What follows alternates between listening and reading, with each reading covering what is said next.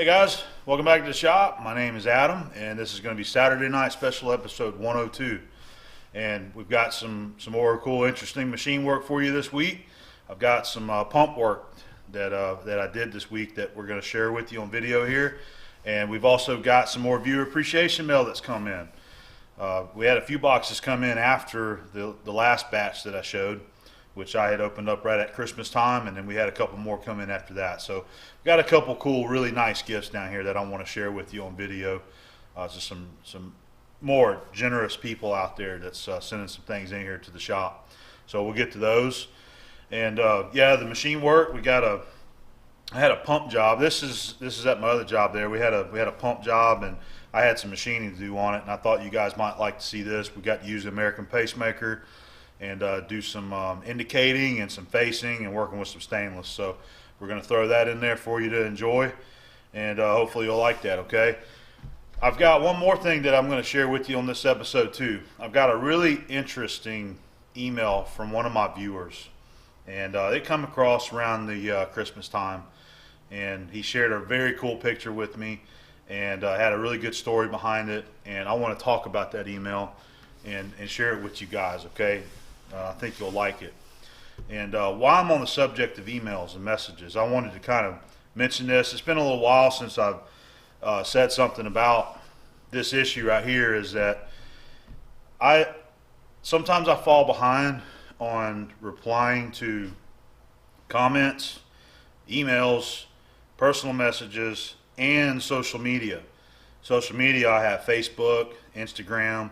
I also have Twitter, but I really don't even use Twitter that much. I just kind of logged back in not too long ago. But anyway, so I've got all of that out there that I try to maintain and respond to everybody. You know, I really appreciate all my viewers and everybody that supports me, no matter if it's YouTube or social media, whatever it is.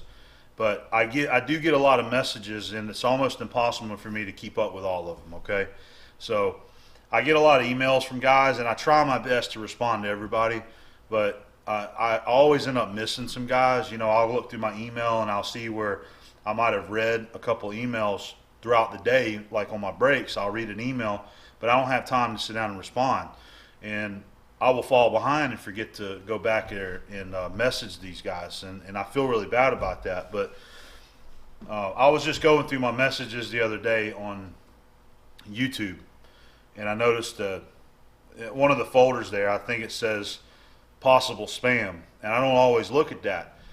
Well, there's a lot of messages in there, several hundred messages go in there, so that just tells you how many people are trying to reach out to me, and they want to speak to me and tell me their story, or they want to ask questions about the show or something, regarding the shop. And my point to this is I just want people to know that I really try to get back with everybody as much as I can, but it's really hard to respond to every message out there. Okay, so just keep that in mind. I really appreciate hearing from you guys though, and I get some really cool emails out there. I really do. A lot of people reach out to me and tell me their story and tell me how my videos have inspired them in their work and in their life somehow. I've had a lot of emails from guys, young guys, that said that they decided to take a career in machining because of watching my videos, So you know how that makes me feel? I mean, it's just totally cool, man. It's really awesome. I got an email just the other day from a guy that's he's in high school, and he's taking a machine shop course there, and he loves watching my videos. So get a lot of cool emails from everybody. So again, I try to respond to everybody, but I get so many through all of these social media outlets that it's just it's a juggling act, and I try to do the best I can on top of making videos for you and editing them and trying to get work done. And I have things going on in my house. I've got repairs that I'm trying to get done. I have things that I have to take care of there also. So it's but I'm not complaining now. I'm not complaining. I really like this, and we're going to keep making videos, and I want to keep bringing them to you each week if I can. So speaking of that, let's go ahead and jump over here to our viewer mail and see what we got, and then we'll get into some more stuff after that. Okay. The first package that we're going to get to, we have a stack of carbide inserts here, and these were sent in by Sigmund Forseth, and I believe he's from the Minnesota area. It wasn't on the box here, but I believe he's from Minnesota. So he was very generous in sending a bunch of Sandvik carbide, and there's a lot of different types in here. There's even some ceramic inserts. Like there's 2 packs right here, and I believe there might be a couple more of CNMG sized ceramic inserts. Okay, and I haven't used a lot of ceramic. I've used a little bit there. My buddy Will at work, he had some ceramic inserts, and I've used a couple times for machining some tough or hard materials, and they do work great for that, for some tough material. So that's going to be a great addition around here because I do not have any. All right, but I do have some in a couple other shapes also. I just haven't had the opportunity to use them. But he has sent quite a array of carbide inserts. There's a bunch of WNMG, the trigon shaped right here, of different flavors. We have some of these, which are milling inserts. All right, there's a few packs of these, and I do have a 2-inch milling head down here that takes this style of insert that I haven't had any inserts for a while. So those can be used there. We have some SNMG inserts. Those are square shaped. We got a couple round inserts right there. There's some square ceramic inserts. Yep, 3 packs of those. When I say pack, there's like 2 in each package there, so it's about 6 of them. All right, we got some TNMG inserts. These should be some DNMG inserts. And some more SNMG inserts right there. All right, and then got some more of these.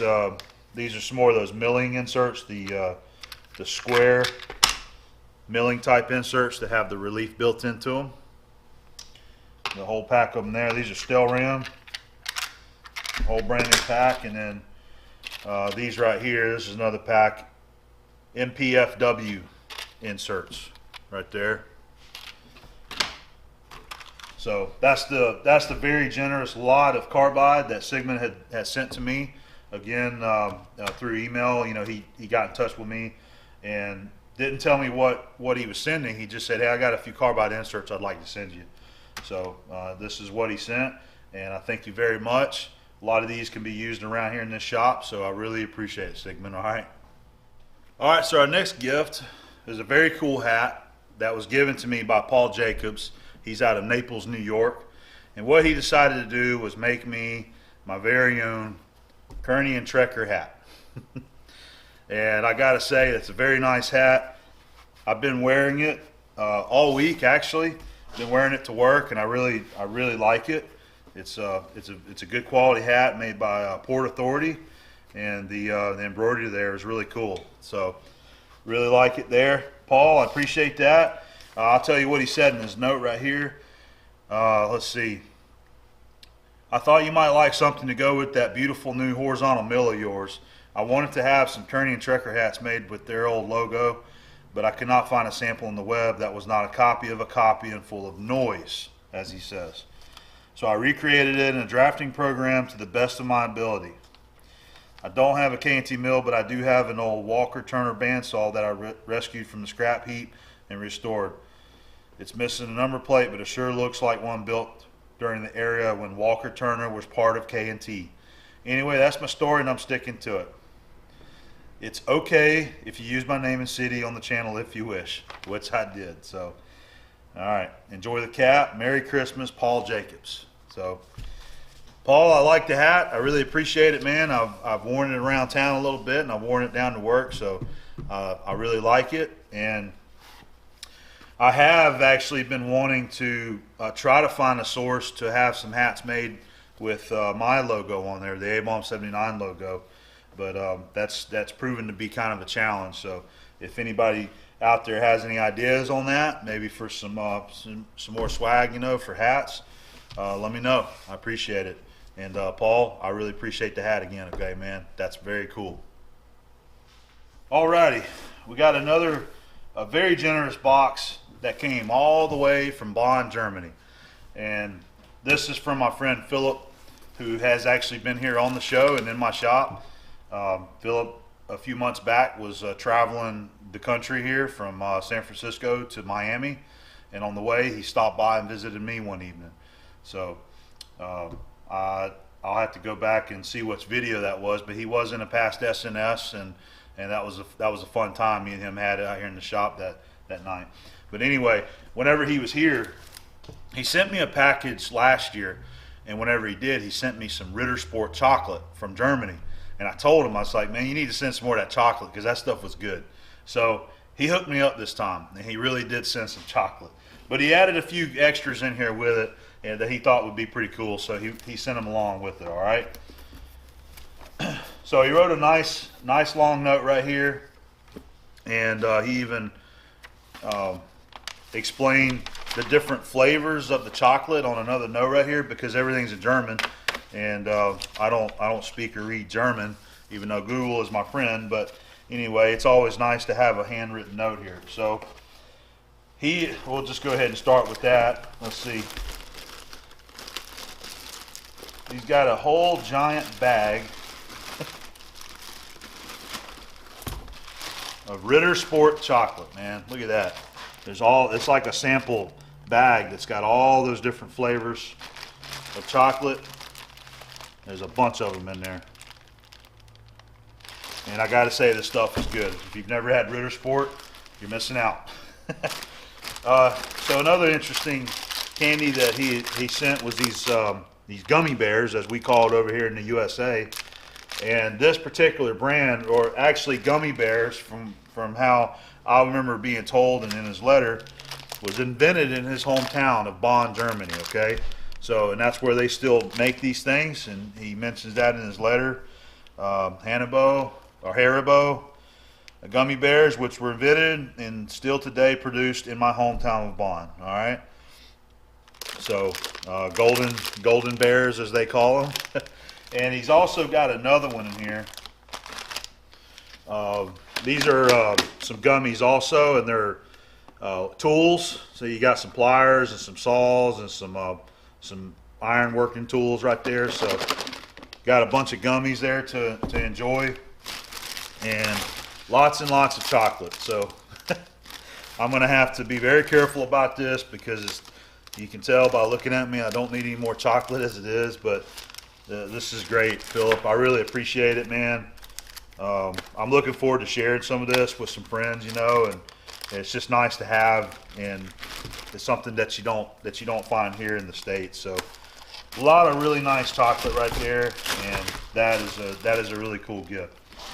He's got a couple more. He's got some tools in here also that he wanted to send. So one is he wanted to keep adding to my metric mic collection, so he sent along a 0 to 25 millimeter metric mic, okay? And it's in very nice shape, very clean, nice mic. Thank you, Philip, for that. One of these days we're going to get these mics out. We're going to start using them on some jobs. I need to start getting my practice up on reading these mics and be a little bit more fluent with it than I am. All right, he's also got a couple big packs of drill bits right here, and these are all metric drills. And he says they go from 1 millimeter to 10 millimeter in 0.5 millimeter increments. So that's pretty cool right there. He's got them all taped up nice and separated. Pretty cool, Philip. All right, and then we got one more in here, and this is one of those old classic fold out, like we would call a yardstick. But of course this is metric. Yeah, this is all metric. So man, I haven't seen one of these in quite a while. We used to have a few around the shop. I don't know what happened to them. I probably got a couple buried somewhere in toolboxes, but that's pretty cool. So thanks for the fold out measuring stick right there. And Philip, thank you very much, man. You went way out of your way on all that chocolate, but it's going to be enjoyed, and I'm going to try to eat it very sparingly and make sure I share some of that with some of my friends and family. And again, thanks for all the tools and everything. Okay, I really appreciate it, and hope to see you again soon. All right. I want to go ahead and share this picture with you that I was talking about, and let's go through this email, and I'll share with you what we got going on here. So I'm going to go ahead and throw this picture up there, and what you see is that's Lewis Cobb, and he's from Fredericton, Canada, and he is standing in Red Square, Moscow, Russia. And he and his wife is actually Russian, and even though they live in Canada, they went over there to Russia this past November to visit her family and friends during the holidays. Okay, so he decided he wanted to try to take a special picture for me while he was over there. And I'm going to go ahead. I'm looking at his email here because I can't remember all this by heart. But what he told me in his email here is that picture, he created that. He calls it a poster. And he says, the poster I used for this picture is well traveled now. I made it in Canada before we left, and it traveled 20 hours on a plane, another 24 hours on a train, and 2 hours on the subway before it was able to be photographed. In fact, we had to make 2 trips to the center of Moscow in order to take the picture, as the first time the square was not open. We were too early. And then the second time, we ended up waiting around for about an hour for the light to be right. Finally, it was perfect, and we took about 30 to 40 shots to make sure that we got a good one. So that's him saying he got a little something special from Russia, and that's very cool, man. It just I seen that picture and I was like, holy cow, man, that is awesome. You know, I've seen those places there and on TV, and just to see that I've got, like, you know, an A-Bomb 79 logo in that iconic place is just amazing. But he said his wife is a former aircraft engineer, and I want to throw that out there. So they had a good trip over there, and that was pretty cool that they got that picture. But he also wanted to send out a very friendly challenge to any of the other viewers out there for my channel there, and he's calling it the A-Bomb 79 Spread the Love Photo Challenge. And what he's challenging others to do is do something similar at other famous places around the world and see what people can come up with, and then email them in to me. And I think that's an excellent idea. If anybody else would like to do that, I would love to see another picture like this, or several, you know. So if you want to do that, send me an email. I'll make sure I have my email listed there in the description box. And if you decide that you would like to do that, I will throw your picture and your story up here on the channel, just like I did for Lewis. Okay, we'll share your picture with everybody else around the world that's watching this video. Okay, so that's pretty neat. And so let's see what other kind of pictures we can get in here. Maybe some pictures from all the other continents around the world. But Lewis, I really appreciate that, man. That's great, and I was very glad to share your story here on SNS, and I hope that you enjoyed it too. So I hope you and your wife had a great holiday, and maybe I'll hear from you soon. Okay, all right. Thanks, guys. So there's the job that we're going to do today, and this is an impeller backing plate. For a pump, your impeller sits against this plate, and this back to back right here. And you can see we've got some wear in here. We've got some grooves. There's some dings in there. Something's got up in there between the impeller and the backing plate. And what we're going to do is we're going to face this. There's the other side there. It did have some studs in it that I had to remove so that we can chuck it. But what we'll do is we'll set this up, indicate it, and whatever we take off this face here, we need to take off of this shoulder here also, the same distance, so that when this is pulled up and mounted, the same distance is maintained there. And I believe it's 15 thousandths that you want between your once your impeller is mounted. In this face here, it's a 15 thousandths gap, and that's what helps create your suction in the pump. So they're going with a new impeller, and so we want to face this out and make sure that this is good, and we got a good clean flat face there for the impeller to pull up against. Okay, so we'll go over to the American. I'm not sure how I'm going to chuck it yet. I may chuck it either right here or on these 4 bosses right there. We may try the bosses, and then we'll get it indicated and do some facing. Okay. Okay, we're going to go ahead and get this thing set up in the lathe and get it indicated. So I've already got the jaws set right here, and I went ahead and removed these 2 studs to get it out of my way too, and we're going to chuck these 4 bosses right there.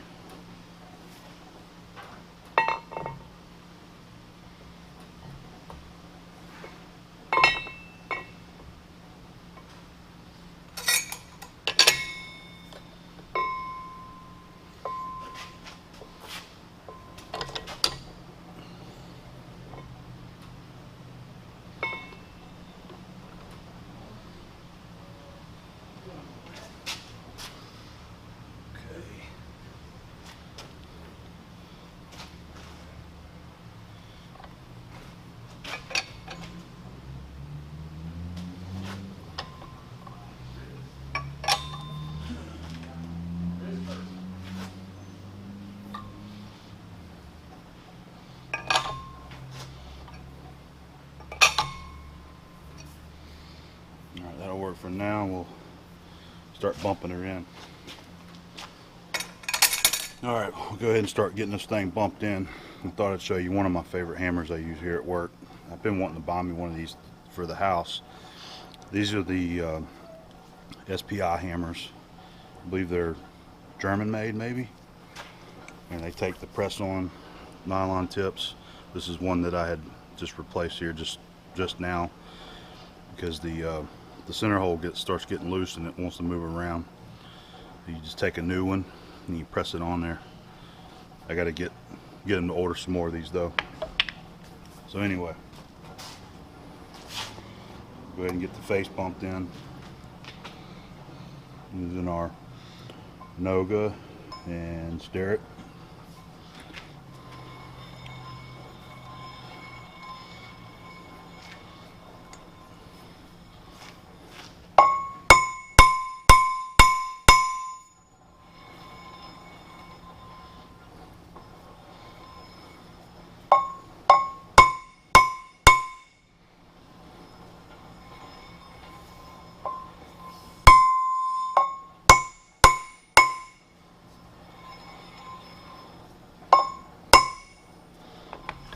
We need to put a little bit of tension on the chuck so it doesn't just teeter-totter.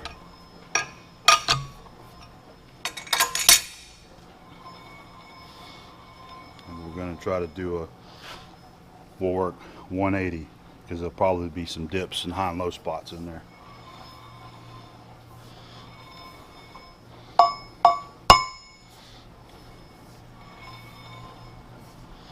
Three under.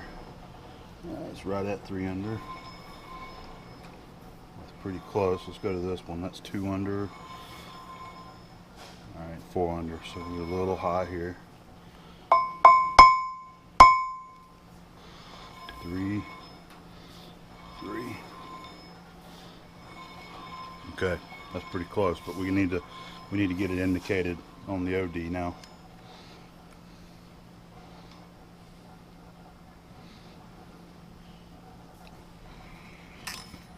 Oh. Forgot we had a hole right there. I'll tell you what. Yeah, we'll just do it right here.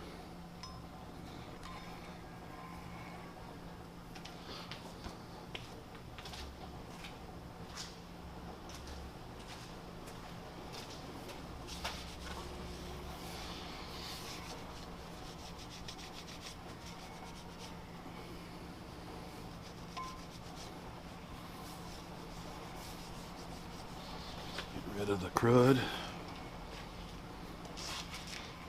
Okay.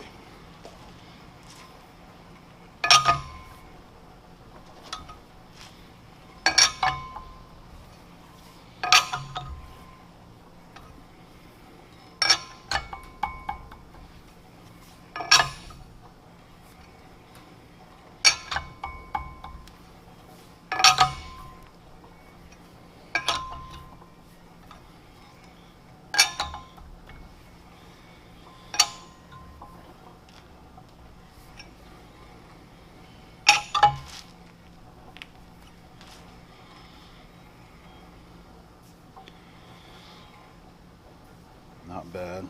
It's a little high right there.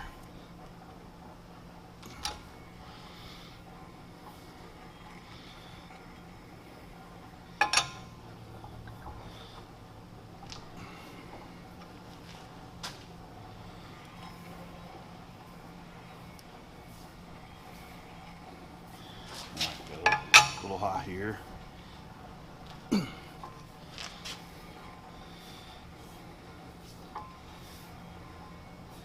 That's pretty close, guys. Maybe a half a thousandths. Okay, now we're gonna come back to our face, and we want to make sure that we get that back in square.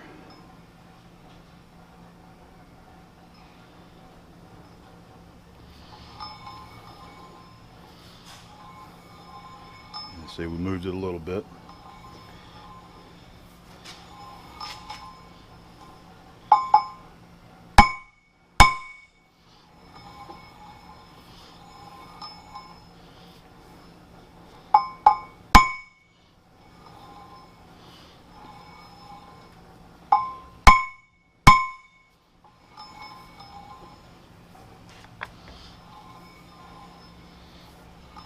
Pretty dang close right there.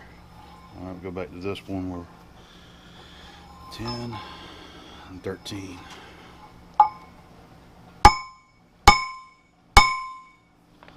That side's pretty tight. I got another little trick. Let me go grab something. We'll do something else here.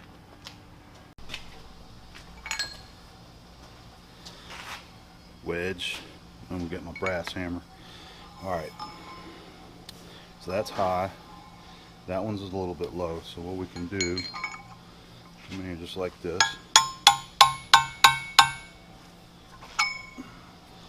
And it may not have moved it. See, it's just springing it there.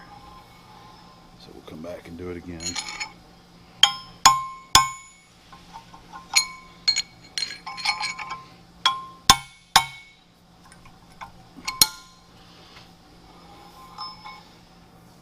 One thousandths.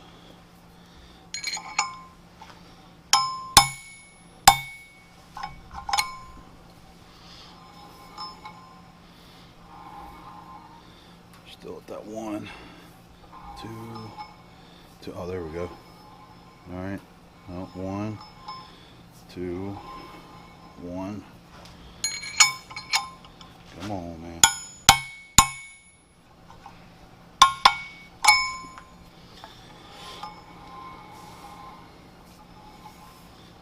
Two.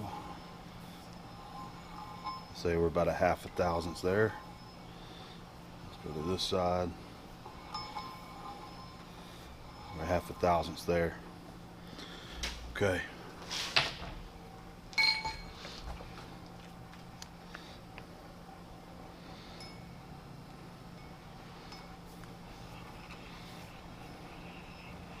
A little high.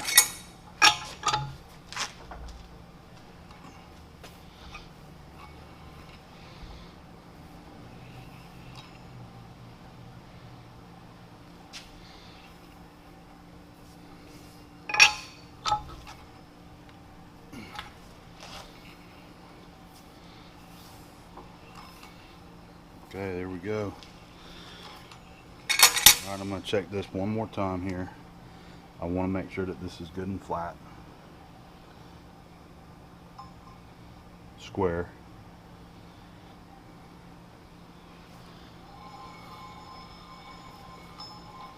What we'll do is make it just a little easier to reference here.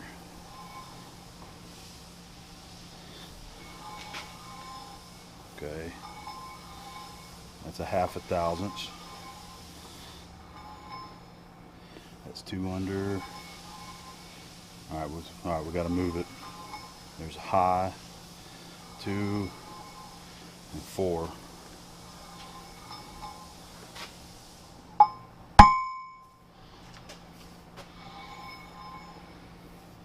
Four and 4. Okay. 1 and 1. Okay, we're square.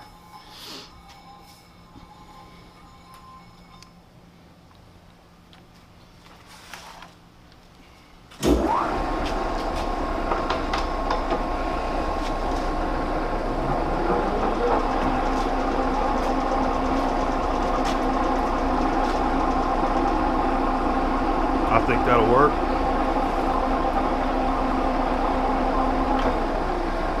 All right.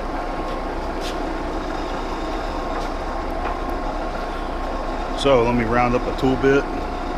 We use just a carbide insert tool, and we're going to set up an indicator over here so that we monitor how much we remove off the face. And again, whatever we cut off here, we need to come back to this face and remove it off of that one also. All right. All right, we got everything set up. Going to use a carbide insert there, CNMG. That's a 431. That's one of my ISCAR inserts. We got our indicator set up, so let's go ahead and touch off. And let's start with a 5/1000ths cut, and that'll kind of give an indication of what we got there to remove.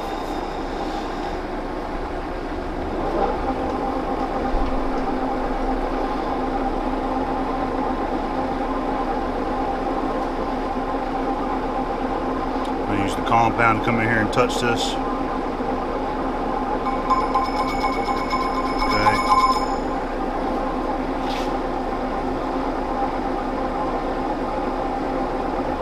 So 0.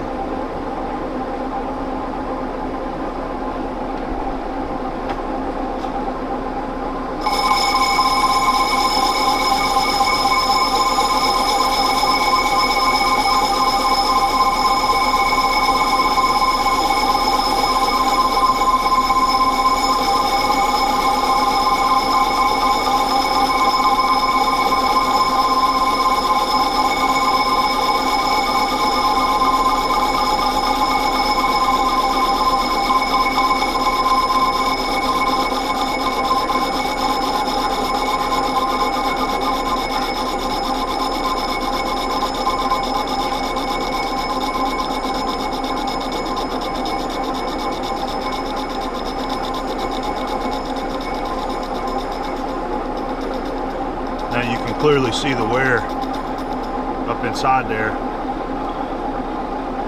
I'm gonna go ahead and disengage the feed and just run across. All right, see, now we're getting back into some of the original face.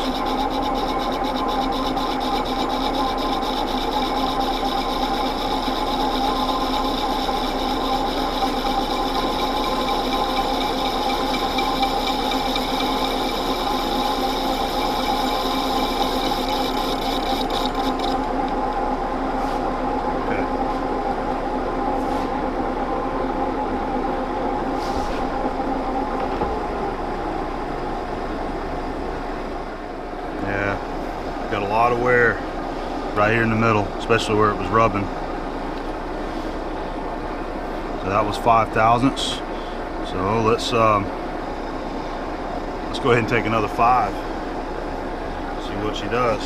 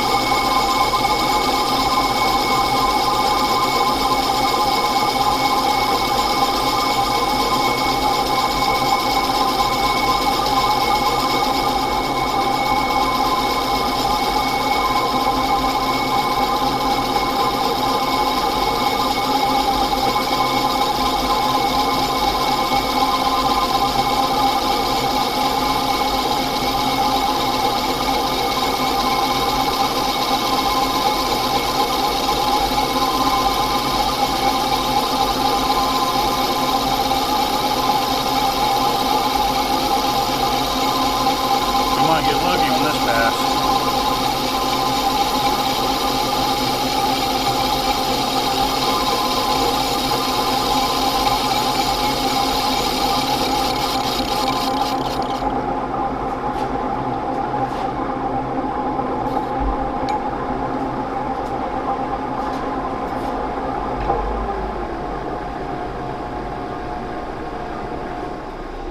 All right, so I am gonna have to make another pass. We still got a couple low spots in here, okay? Just very, very minute. And I think I'm gonna use a little bit of cutting oil this time to try to help keep the chips from whenever they're trying to, when they sit on the tool, they want to rub the face. We're gonna use a little bit of cutting oil to try to help keep the chips from galling the face up there. So what we'll do is just take another, we'll take one more cut of 5 thousandths. That'll be 15 total, and I think that's going to work. And then we'll move over here and take 15 off this.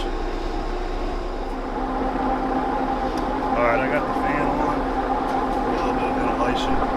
This is just going to smoke it up. That's okay.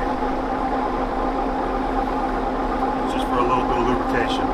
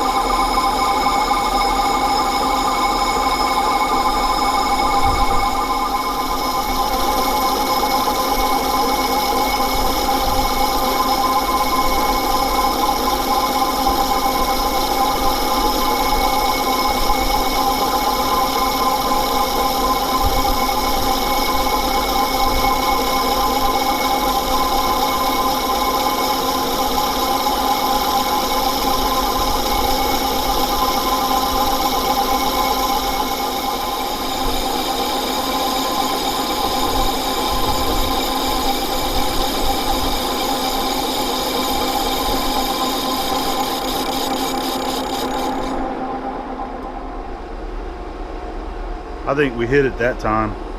I'm looking at it. Let's see. Get you a little better shot there. I'm not seeing any low spots.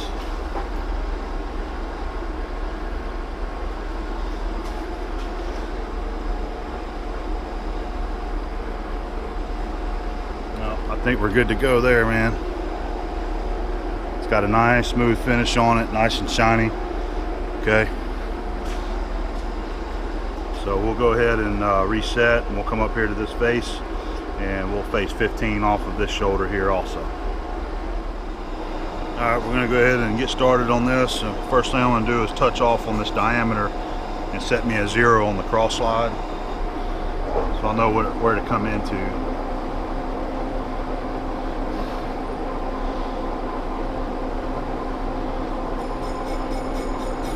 All right, got a 0 there.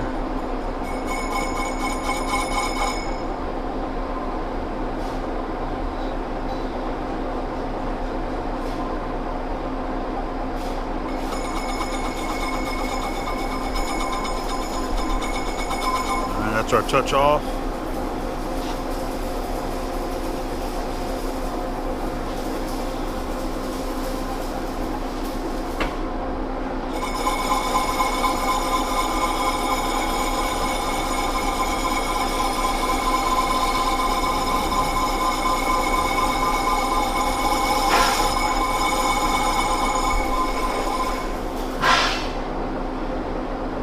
That was 5, here's 10.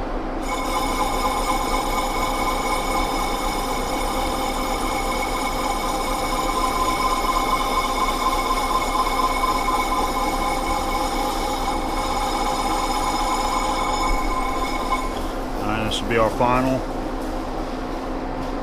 15. Put a drop of oil there.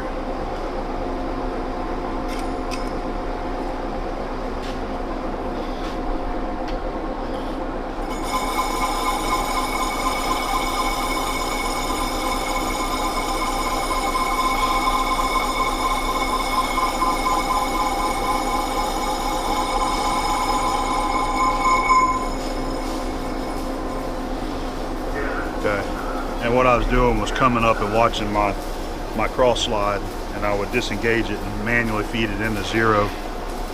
Okay.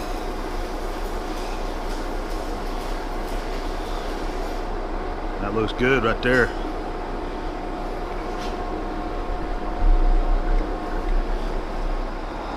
Got a couple little dings right here that's got some raised edges, so I'm just going to use my file. We're just going to file those down.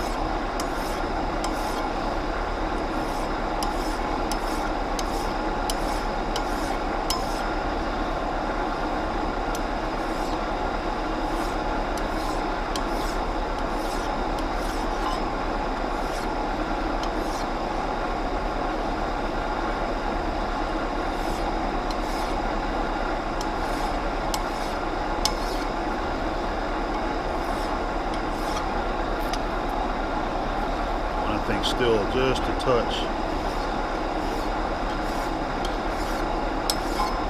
There we go. All right. There's a little one right there.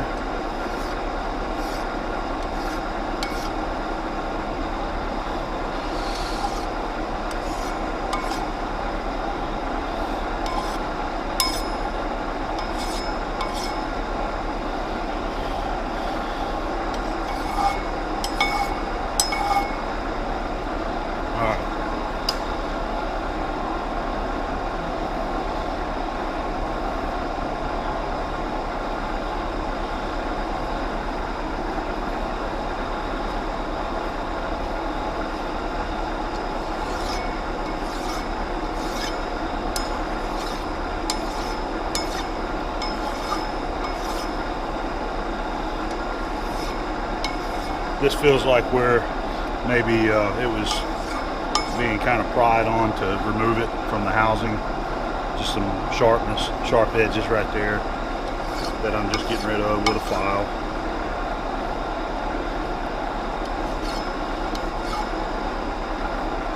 Okay.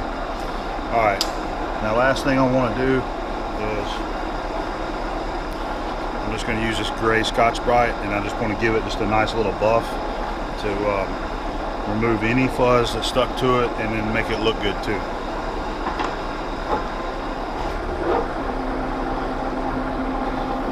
Just want to be real careful. Don't lean into it or anything. I'm not putting a lot of pressure on it, just holding it there.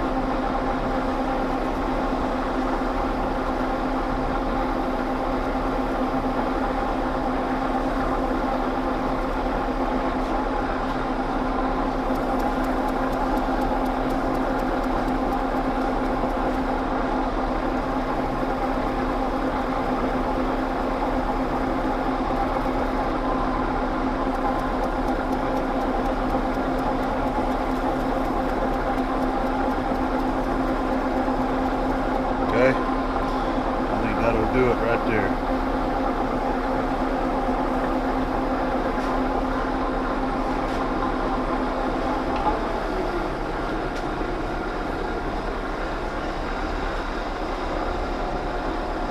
There we go. I think our mechanic is going to be happy with that.